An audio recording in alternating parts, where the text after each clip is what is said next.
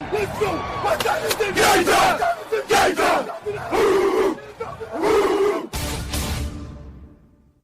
It's gonna be a football game tonight now, no doubt. It's gonna be a football game here. Okay. I done been here before. All right, let's go, baby. 9.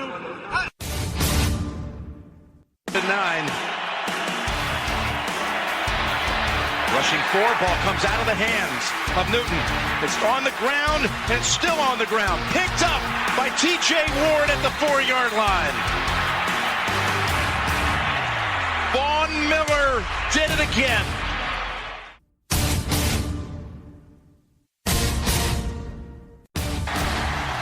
Alabama back on top of the college football world. Ladies and gentlemen, football to the max. Your host, Sean Garmer, Gary Vaughn, and Randy Isbell. Hello and welcome to Football to the Max. And yeah, I know we took a week off. I apologize.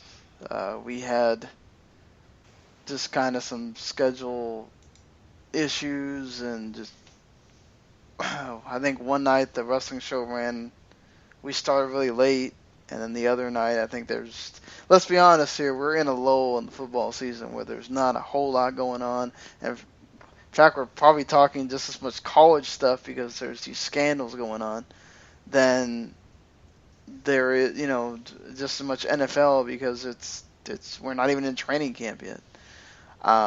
We will be getting to those start previewing conferences and divisions here pretty soon in about a month, but still kind of going through this as we are. I am your host, of course, Sean Garmer, and with me here today, only one of my co-hosts because things we had to run late again, and Randy had to work really early and couldn't be here. But Gary is with me here at least. Yeah, and I'm glad to be here. And, like Sean said, it is a little bit lacking when it comes to news, but that's what you expect at this time of the year for the NFL. Really, honestly, we're getting closer to, finishing out the OTAs, and, of course, before you know it, more mini camps, and then you'll have training camp right here. We're already in June, so we're only 3 to 4 weeks away from really training camp beginning in full force. So this is going to be exciting. You're going to get more shows, more news. Just right now, we're trying to get through it just like you are. You want more news? Trust me, we want more news. It's just we can only get what we get, right? Yeah, you can only deal with what they give you, and a lot of it is kind of just still waiting on what's going to happen with Tom Brady and the Deflategate thing. Apparently the NFL is not going to get into any kind of settlement talk because it would go against the integrity of the league and all that mumbo jumbo. But thankfully we don't have to talk about that today because I really don't want to. I think we pretty much talked all we can about that, honestly. But yeah. I think the main story, the big one that's sort of happening, about through yesterday, and it happened there, in your neck of the woods, Gary, in Dallas. Aqib Talib accidentally shot at a club around 4:30 in the morning. I get that, you party in the middle of the night, kind of what you do. Both of us are in that we don't do that anymore kind of mode, but, I get that people still do. Yeah, let's be honest. He's a professional football player, which means the celebrity that he has coming back to a place where he lived. And I think he went to high school here, if I'm not wrong. He's got some of his family here in the DFW area, and he's a guy that just wants to go have fun. And of course, people are going to basically drag him around, say, "Hey, man, let's go here, let's go there." Maybe he kind of instigates it, but of course, as gentlemen do, they sometimes will go to these adult clubs, and that's his prerogative. He should have a good time wherever he deems fit. But at 4 a.m. there's not a lot of good things going on at that time. And then really, I don't know the details. I don't think a lot of people do of what happened in this club, but nonetheless, gunfire was, happening, and that means that someone's got to get hit, right? And that's him. Apparently, he shot himself. So him and Plexico Burris now, I guess, are what would you call it? Bullet hole buddies, or self-inflicted wound buddies, let's call it that, But that got Plexico Burris in some big trouble. This makes me really wonder about the NFL and what they're going to do about Aqib Talib. I would think that they may not. I don't know if they can delve out punishment. They did to Plexico Burris. I mean, Plexico Burris got in some trouble. Maybe they have to do the same for Aqib Talib. They possibly could. I mean, this is going to be interesting to see, like you said, if there is anything to this at all. If there's going to be repercussions. We'll have to find out. Obviously, they have to find out the extent of all this. If, why he was there, what he was doing, all that kind of stuff, which I'm sure will get reported as the days go on, as tends to happen with news. But what a bad timing to do this, because, I mean, the team actually, as it sits, on Monday went to go meet the President of the United States of America, got to go to the White House and just do their whole team get together, like all Super Bowl teams do, and he missed it because of this stuff. And man, if you're asking me, if I am going to be going to the White House, I'm going to get to meet the President of the United States, I'm going to be my best behavior, honestly. I'm going to be doing some of the right things. Maybe afterwards I'll go party, but man, it's a shame he missed out on this. I mean, he may never get a chance to do that again, but I mean, we all learn our lessons. Yeah. You do. I mean, at least Brock Osweiler had practice. That's why he didn't go, supposedly. Oh, practice. Man, he needs to talk to Allen Iverson about practice.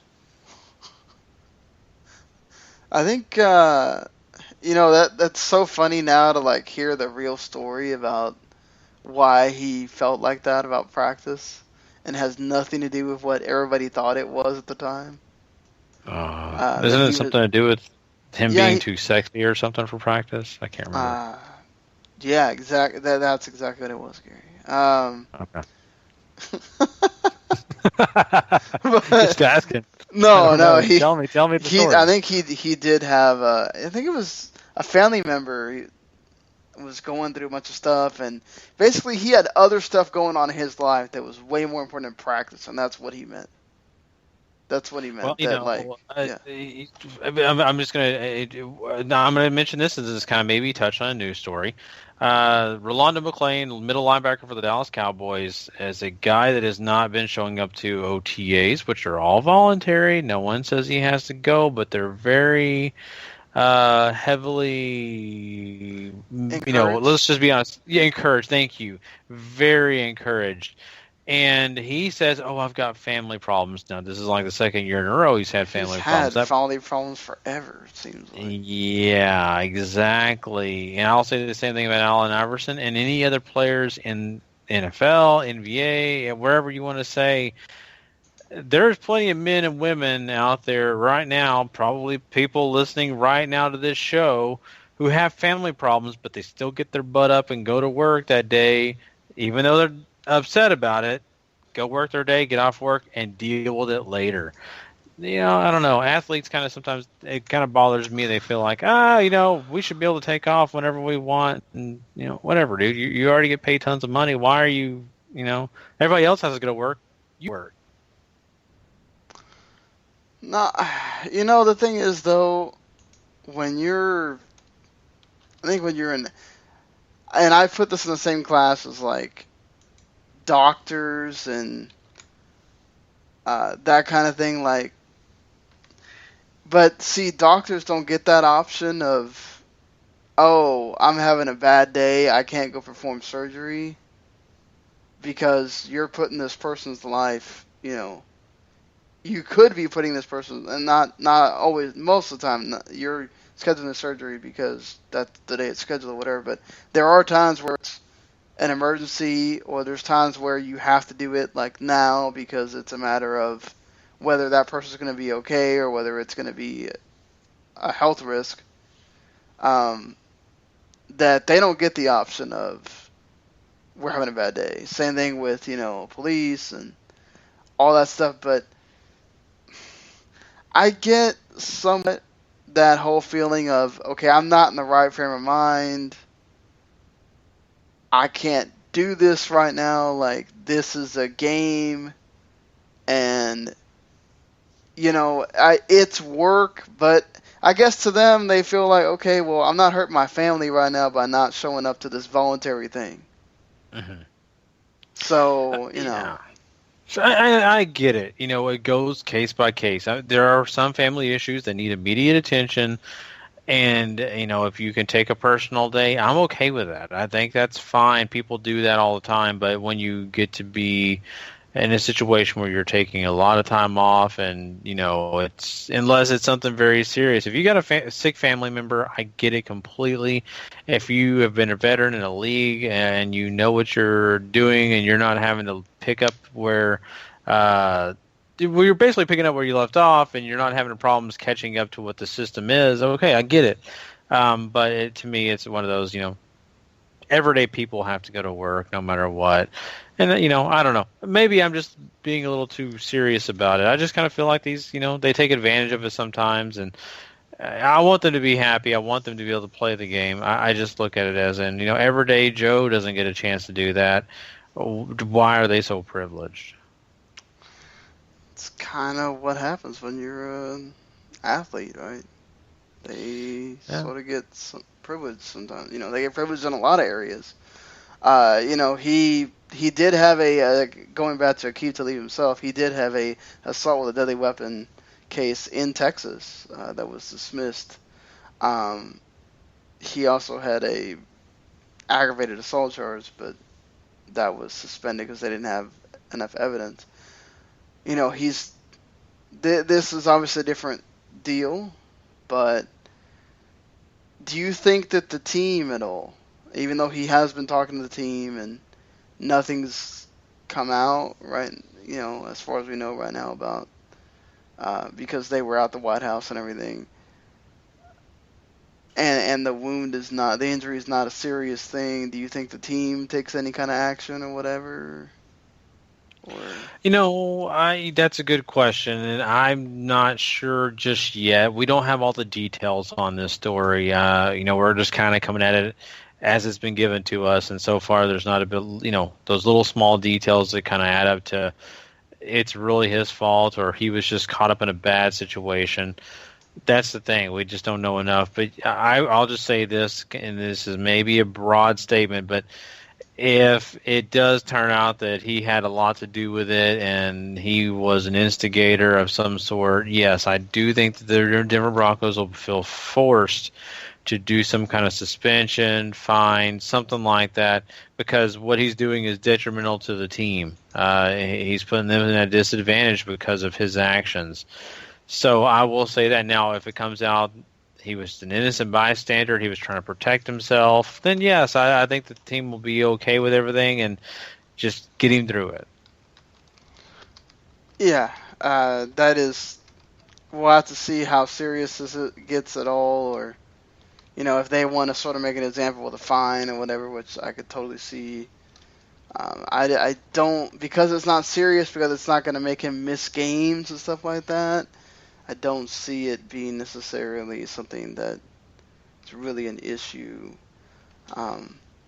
Something that's also not an issue for at least what happens during the season, but it does affect what happens in a basically an exhibition game.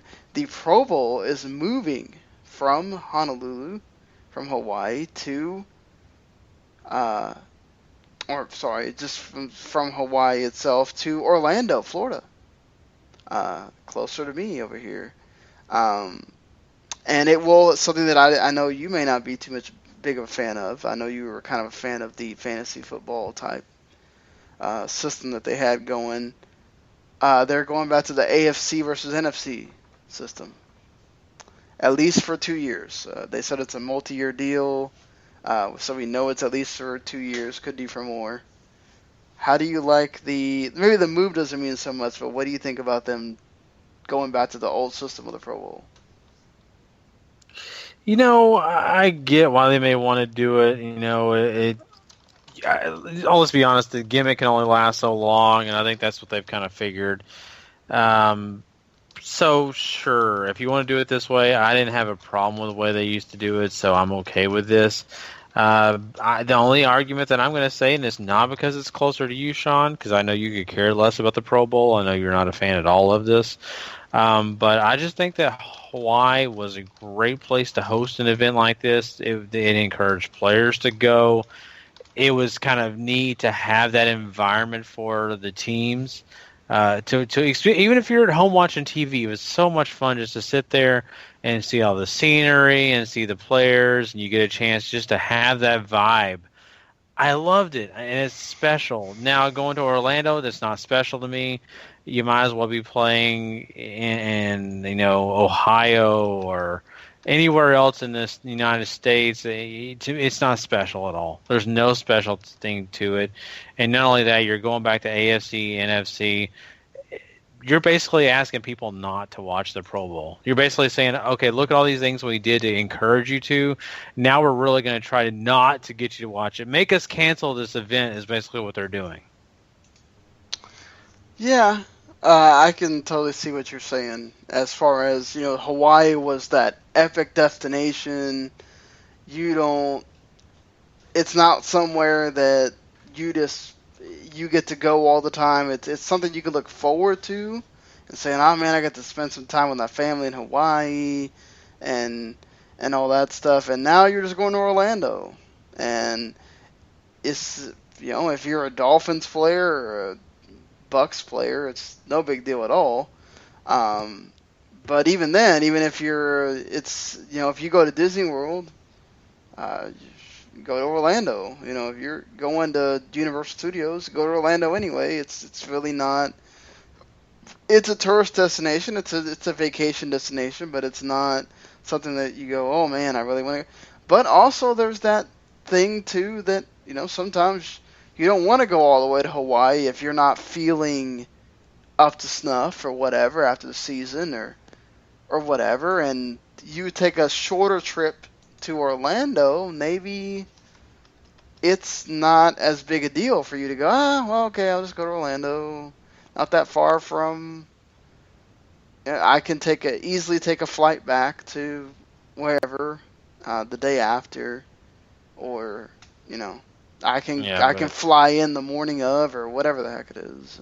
I just think if you're playing a game of football and you're not feeling great, you're not going to show up anyway. I know, shorter trip and all that. I don't know. If you're already thinking that way, I get it, yeah. I did to the advantage of not having to travel as far to the advantage of maybe having it closer to where you live. I get it. But, once again, it's not even about that all. It's really just the fact that you're getting down to where fans just are going to see this on TV and just be like, well, okay, nothing spectacular. Whereas before it was, oh man, I'm a really big fan of Jerry Rice. I really want his team to win, or, I want Michael Irvin's team or Chris Carter. I want my favorite player to win. I want his team to win no matter what. That you had something to root for. The draft was fun the night before. You get a chance to see these guys pick who they want. Things like that. Now you're just basically saying, here's a piece of paper, NFC, AFC. They're going to face each other in a location that is not spectacular. It's okay. Not spectacular. Fair enough. I kind of like that old system of the AFC versus NFC. I think it was a reason for there to be the conferences, and it gave more meaning a little bit to being elected to that position of being in the Pro Bowl and saying, okay, well, I'm representing the AFC or whatever. I get this. The whole gimmick was fun that you could have them intermingle when it came to the game itself, but now you know who's going to be representing what side. You know who to expect on those teams, and it feels like a game again. Even though, yes, again, it doesn't matter, and probably still not going to watch it, but I get what they're trying to go for here. Yeah, I do too. So, Ryan Fitzpatrick the New York Jets caved a little bit. They're now offering him $12 million a year for 2016. He wanted what, 20 at one point? That's still not in the middle, but I just don't see them getting to 15 or 16. I think if you want to hold out for another $1 million, maybe 2, but I don't see them meeting them halfway. Yeah, I don't either. They've been pretty well strapped for cash, and they're doing their best to find a way to try to entice him to come and just try to convince him that this is the right thing to do. And you know what? I mean, this team is a pretty darn good team, and if he was to come on board, I mean, this team jumps up a level. It really does. Without him, it's middle of the road. It's going to be an okay team, but nothing spectacular. So they're doing what they can. They're kind of saying, hey, we're going to up the ante a little bit. We're working with you. Let's just be honest. We just don't have the funds. I think that, it's really going to be up to him if he can play hardball or if he's going to lose out. Because think about it. We're getting closer to training camp, and all these other teams that are going to pay a quarterback as much money as he wants, they're wanting that quarterback in their system now. They don't want to wait till training camp to get a guy acclimated to their offense. They want to get him acclimated now. So he better make a decision soon, because if he holds out and then the Jets move on, well, then there you go. It's what's going to happen is now he's kind of left in the dust and no one's signing him. And so it's going to take a major injury to some other player in the league to get him signed on. That's a disadvantage for him, and it's also a disadvantage for the Jets. So and I'm not saying also doesn't mean that they're going to meet your asking prices because somebody is injured either. You're exactly right, and he may be playing for that $12 million anyway at a team, and it's just because he wants to be on a team eventually. So the Jets are calling his bluff; they really are. Now they're offering a little bit more, but they're not offering what he wanted. So we'll see.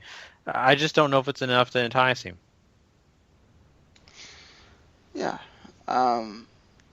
So Harrison Smith signs a 5-year, $51 million extension with the Vikings. They had already re-signed Sendejo, his teammate there in the secondary. So now you got your free safety, big-time player for you signed as well. I think it's a great move for the Vikings. He is obviously a big part of what they do there. He's one of their key cogs, and make him happy, Oh, yeah. It's a wise decision, and they've got to do that to, ensure that their defense stays on par with what they tried to do last year and build on it. So, yeah, I mean, it's a good move on their part, and hopefully he lives up to expectations. Joik Bell says he has a couple of offers on the table, 2 or 3. Do you think of a fit for him? He was kind of being used the goal line back a lot more for. Yeah, I mean, ever since he broke up with Josh, I didn't know where he would go, and we'll see. I mean, he's got some great concerts I hear lined up. Oh, you're talking Joik Bell. I thought you said Drake Bell. I'm sorry, wrong guy. I'm a big fan of one of those, and you'll know about which one. Wow. Hey, sometimes you gotta act like a teenage girl. I'm kidding. But no, Joik Bell, I don't know. Maybe this is another one of those Fitzpatrick things, right? He's trying to call your bluff, call teams bluffs, try to tell the Lions, like, hey, you don't have me signed, but, I've got a lot of other offers. You may want to go ahead and do it, I'm ready for the contract. If you just sign, for what I want, team players do this all the time. Agents do this all the time. So does he have some suitors? He might. But once again, we're going to be getting closer to that time where training camp ends up being closer, and teams are going to want him on their roster at the start of training camp if he's going to be there. So I don't know. He may be telling the truth, but I don't know. I think he could be calling your bluff. Alan Hearns signs 4-year, $40 million extension with the Jags. That's a no-brainer, right? Oh, duh. Yeah, you're exactly right. This guy is a major contributor to that offense, and he's going to be a guy that'll continue to help them. And, they're one of the teams that we keep saying they're on the cusp of something great. That's a smart decision, keeping this guy around. I thought this was interesting, not surprising considering who it is, but Brandon Browner saying he basically took the Saints 1-year deal and basically just half-assed it because he knew he was getting the money. Wow.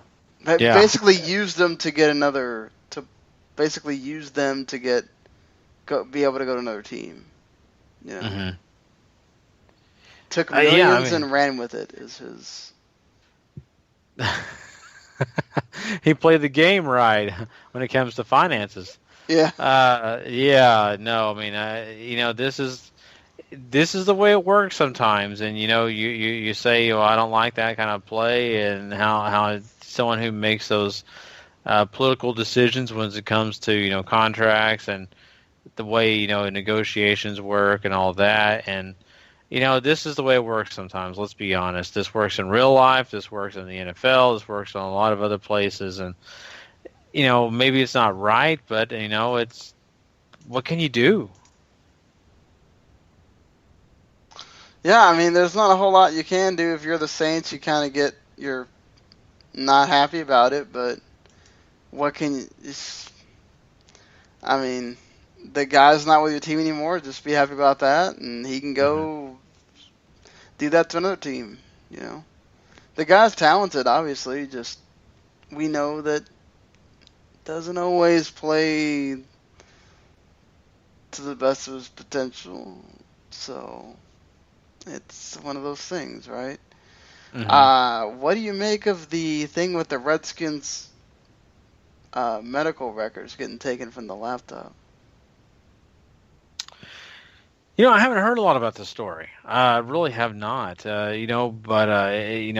Basically what's happening here is that basically the team medical records have been released from somebody who got a hold of a team laptop. Is that the case here?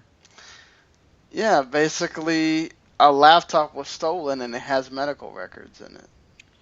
You got to be very secure when it comes to these kind of things, and this is just a shame because that's private information. Sure, we hear about the player injuries every year, and I don't think the Redskins are hiding anything from us when it comes to hey, they didn't tell us about the knee injury that this guy had during week 3, they need to be indicted.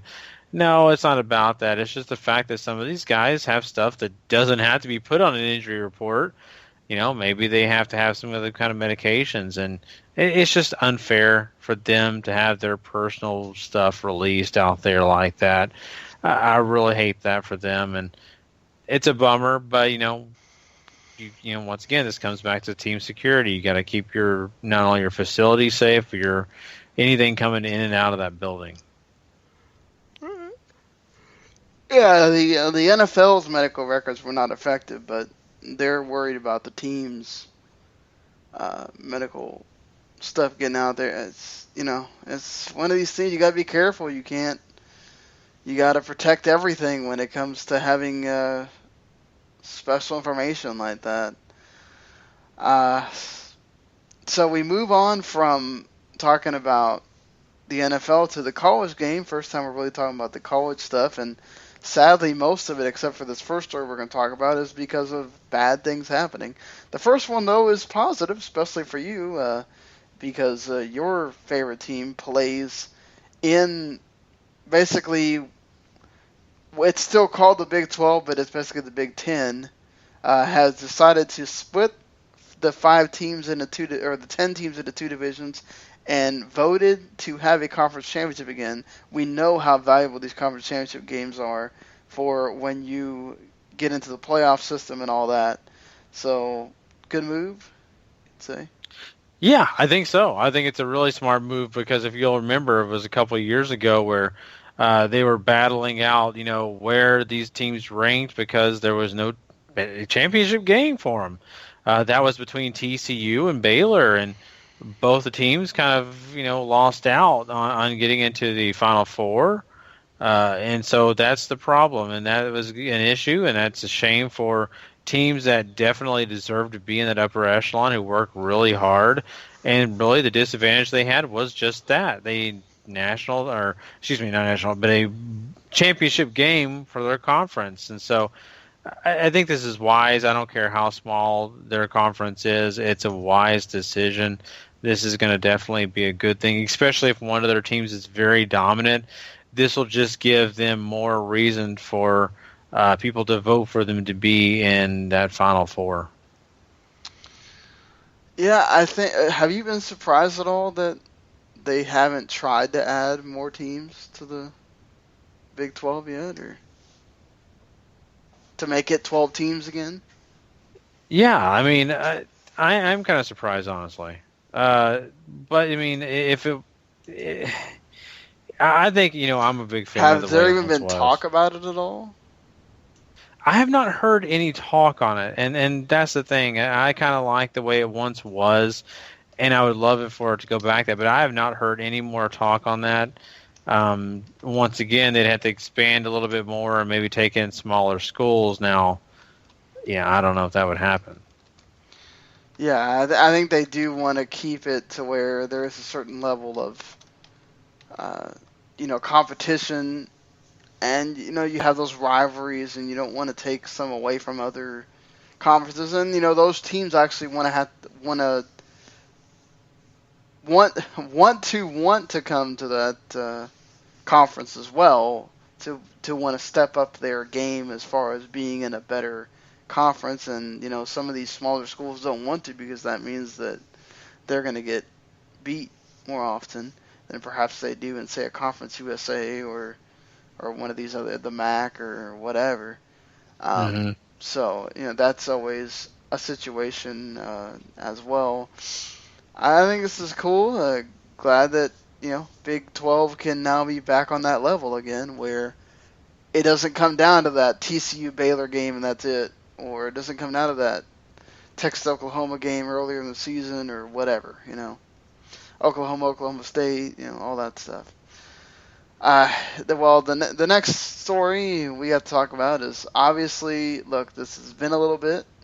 It's not fresh or new or anything, but the Baylor situation, not good. Art Briles made a big mistake. That was serious business, deciding to cover up for players. And he's paying the price for it now, no longer being at Baylor. And the thing is, Baylor, the school itself, is paying big time, because they have a ton of they have a bunch of players now that had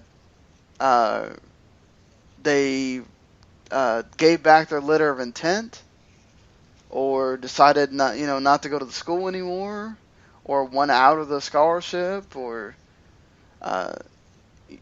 you had your athletic director removed, Ken Starr, who Ken Starr, famous for the Monica Lewinsky, Bill Clinton case, lowered himself to chancellor and then resigned from chancellor to now being only a professor at the law school there. I mean, this is something that obviously, sexual assaults has become this huge. It's always been a big issue, obviously, but much more now so than in previous times where they get reported more, and anything like this. I don't understand how you as a coach can.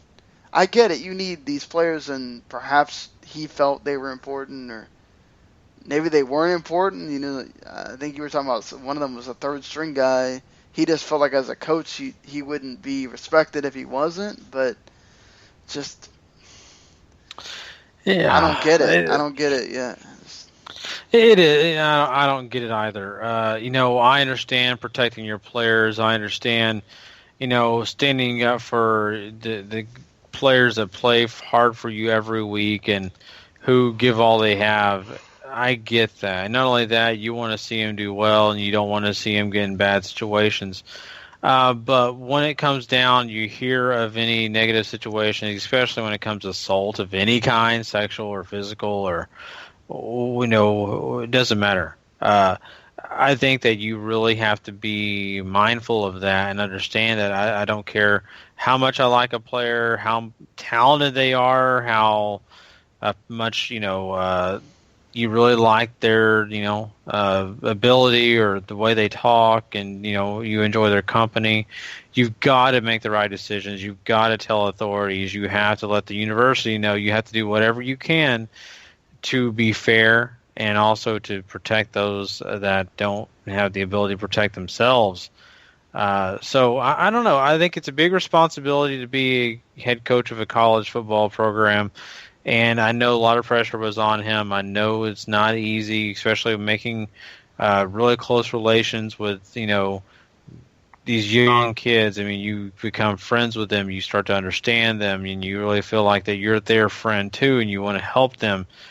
But you can't help them once they commit a crime that serious. You've got to effectively and immediately get to the authorities, let them know what happened. And then from there, if it works out for them, then you can stay on the same terms. If not, then you have to move on. And I feel bad for Browse. I really do. I think that, he made some decisions that really hurt him, really hurt his image. And I hate that for him because I don't think he's that type of person. I don't think he's a bad person at all.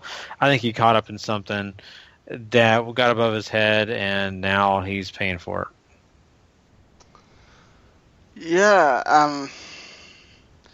Do you think that there's going to be more people fired over this? Because, I'm reading just this thing from the Wall Street Journal that's taking statements made by Baylor and, the Board of Regents to say that they're horrified and at the way they mishandled everything, that they conducted their own external investigation, which is why these people were, why Browse was fired and why, he had the other people demoted or just resign. Should they just fire everybody that was involved in this, period? No prejudice. You're involved in this. Clean it out. Don't even have it in your team, in your school at all, and you start fresh and try to, because obviously this is a problem. Yeah. You know what? If you have a for sure head coach coming in here, a guy that you like enough that you're going to say day one, you're my guy, yeah, then I may clean house completely, let him choose his staff. But if I'm still kind of, unsure of the interim, if I'm, kind of in a place where I have to put a bridge in between me and that next, person, I don't fire everybody. I leave things to where, they didn't seriously get involved and we're not a major contributor to allowing this person to get away with whatever crimes, then I'm not so sold on getting rid of their jobs immediately. Yeah, I understand your point too. The thing is, the school, like I said, has to save face because our Browse meant a ton to Baylor. I mean, think about how bad Baylor. I mean, firsthand how bad Baylor was before our Browse came in there. How all these players, the Bryce Pettys and all these players that Baylor had, the seasons that they went on, the big bowl games they were in, that they'd never been in before, because our Browse is the coach and now he's not. I mean, how much this affects the millions the team loses or the school loses now. If you losing all these scholarships of these players and all that don't want to be there anymore because of all this, just, man, talk about a big impact. Yeah, it definitely is. And, it's always sad when these stories come out. And, I feel, even worse for the victims. These are the people that we really should be concerned about. We're sitting here talking about concern for players, head coaches, things like that. That's not what's the victims of these crimes are the most important, and I feel terribly for them. And to a lesser extent, I feel bad for the university for having to deal with things like this. And, of course, for the people that were pretty much innocent of any wrongdoing who are just in the line of fire because of the bad publicity and the fact that Baylor University kind of feels obligated to play a role of hero and just fire everybody or get rid of everybody that they deem a part of this just to save face. And, to me, that's kind of wrong. I don't like that. I think that, you just need to do it the right, effective way. And if someone wasn't involved, there's no reason to let him go. Yeah. Then Ole Miss, which they have NCAA allegations from the whole Laramie Tunsil draft debacle that happened, where he admitted to the fact that he took money from a booster. There is 13 football allegations levied against Ole Miss. Multiple occasions where cars were loaned to players that you're not supposed to do, where, they gave Tunsil money to pay the rent, where they, Lane Kiffin apparently talked to, off campus, talked to recruits for 10 minutes, gave free meals and free nights at a hotel for family members, provided lodging for family members that he wasn't supposed to. I mean, the thing is, too, Ole Miss put penalties on themselves for not just football, where they fined themselves money, which I don't know how a school fines itself. Yeah. But I guess the school fined the football department, which would have its own. I don't know how that would work. But they did reduce their own scholarships by like 1 or 2 or 3 a year or something. But they also did it for women's basketball. They did it for track and field. They put the school itself put itself on a 3-year probation. Do you really think? Do you see the NCAA coming in and putting more stuff on them, or do you think that this is going to be enough? Well, that depends on the NCAA. If they feel like that they are just trying to get away with some by kind of going ahead and doing some of the punishment on their own. The way I evaluate it is, if I'm the NCAA, I kind of say, okay, this is what I would do to them, regardless of what they're already doing to themselves, and then go and put in place the things that I feel are effective. If they already have them all covered, okay, I don't worry so much about it. If they don't have some things covered and things that I feel like that should have been a part of the punishment or put in place, then yes, I do. I do those things that they don't have on their list. Yeah, I mean, this is going to have to be on the NCAA and how severe they think these are. Obviously, they kind of take things to an extreme, and all this stuff is sort of seen. They have levels, as I already mentioned, of this, and a lot of them are, you got level 1s, level 2s. The Lane Kiffin talking to a recruit is apparently a level 3. The